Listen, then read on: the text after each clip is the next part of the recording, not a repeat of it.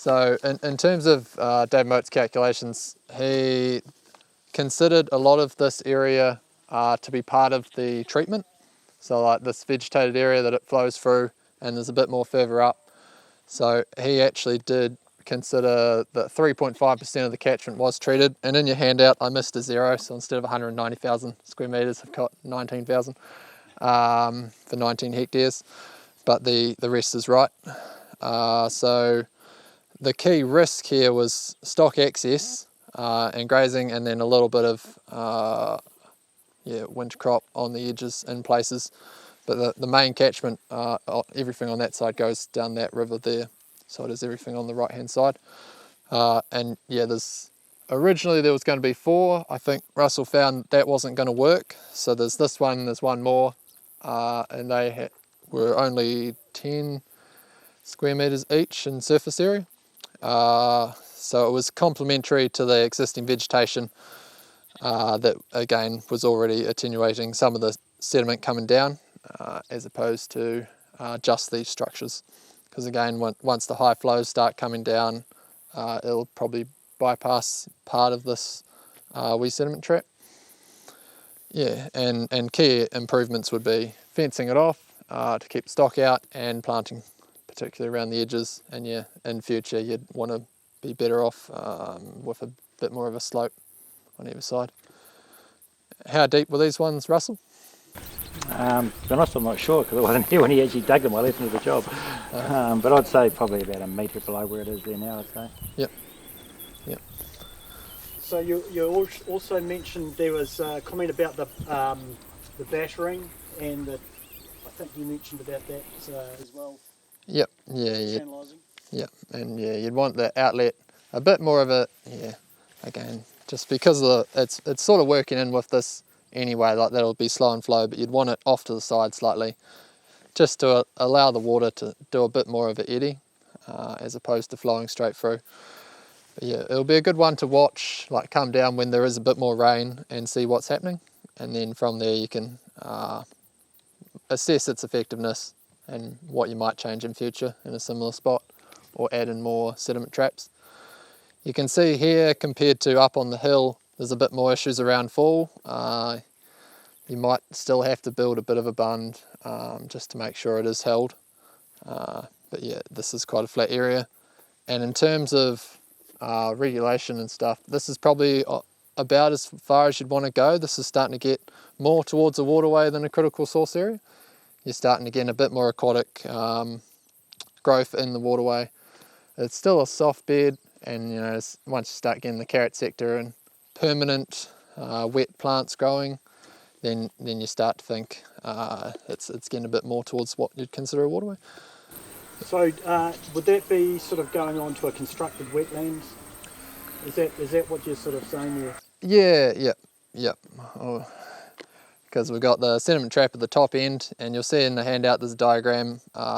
Sediment traps are just a bit more of a simpler structure. It's slowing the water down, the sediment drops out. Constructed wetland pretty much always has a sediment trap at the top end, and then it goes through shallow water with growing vegetation.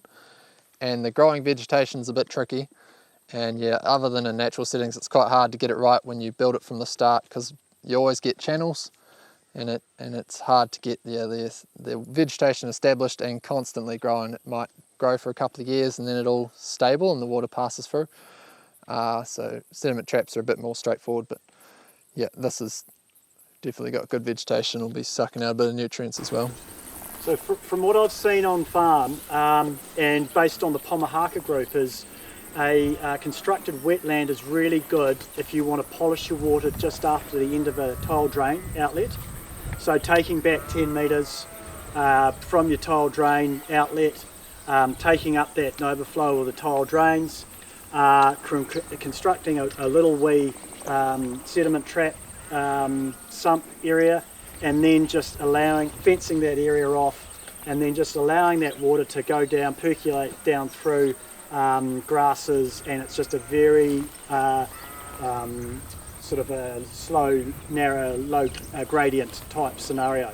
So that's sort of where that type of tool would be the most effective, wouldn't it? Yep, and it is, with sediment traps, it's a little bit more forgiving-ish about size relative to catchment, whereas with constructed wetlands, to pull nitrogen out of water, you have to stick to 1 to 5% of the catchment area to get at least 20%, I think it starts. I'm thinking of a curve, and 1% of the catchment will equal so much N reduction. And so here with 19 hectares, 1%, I'd have to do the math, I don't think I have it in my notes. Yeah, it's quite a lot, essentially. It's 400 square metres per hectare for 1%. I think on the back of the 500. Pomahaka handout, there's actually a constructed wetland, constructed wetland tile drain just photos, so for you to have a look at, and which is another tool for sediment and production. Yeah, I've got it for 19 hectare catchment. You'd need 1/5 of a hectare in constructed wetland to treat it, 1%. So it's quite large. Any other questions before we wrap it up? How did you decide, how did David decide this location? Again, that was part of this track and the runoff going on the other side here and through the culvert pipe, and that. So it was done as much for the track as it was for the surrounding country when we originally thought about it. We'd obviously do both. You know what I mean? Yeah. And stock access, I think, like that is. The plan is to feed down this edge and around the bottom there, and just clean it from over where Keith is there. Yeah, Perhaps plant a bit something along the bank here. Despite its flaws, if that's fair word, and you can see it's clearly working, isn't it? Yep, no, it'll be doing something. That's like, it's good to reference the literature and have an understanding of key principles, but you are generally governed by the site as to how big you can go, how deep you can go, how wide, and where the outlet goes. Like you don't have a lot of foot choice. You're absolutely right. Something's better than nothing. Yeah. Doesn't matter what it is. Yeah. Well, we'll wrap it up, guys. Firstly, thank you, Keith. A lot of work's gone into this. We really appreciate the time and effort that you've put in, and Ella as well. The information that he's put together is they've been working on for about a week, which has been drawn upon lots of different reference points and websites. Dairy NZ, Beef and Lamb. Who else? Pomahaka, obviously. Niwa. Yeah, so that's sort of he's collated all that, and he's really tried to make it into a meaningful handout and something that is actually you can share with other people as well. I hope Russell, thank you very much for opening up your farm today and to allowing us on here and having a good look around. It was funny, Nathan and I were just talking about how it's such a unique experience to come and see a sheep and beef farm like this, and very, very different to the systems that we see. So thank you very much, and being so open about what you're doing as well, because it's not an easy process to allow people onto your farm and to have some sort of scrutiny. So keep up the good work, and we just wish you the best for what you're doing here. So yeah. Thriving Southland and Ace, thank you very much for hosting the day. Rachel and Bridget, you've done a huge amount of work as per. We really appreciate the work that you're doing. Thank you so much. Also, you guys, the catchment groups, thank you very much for coming today as well.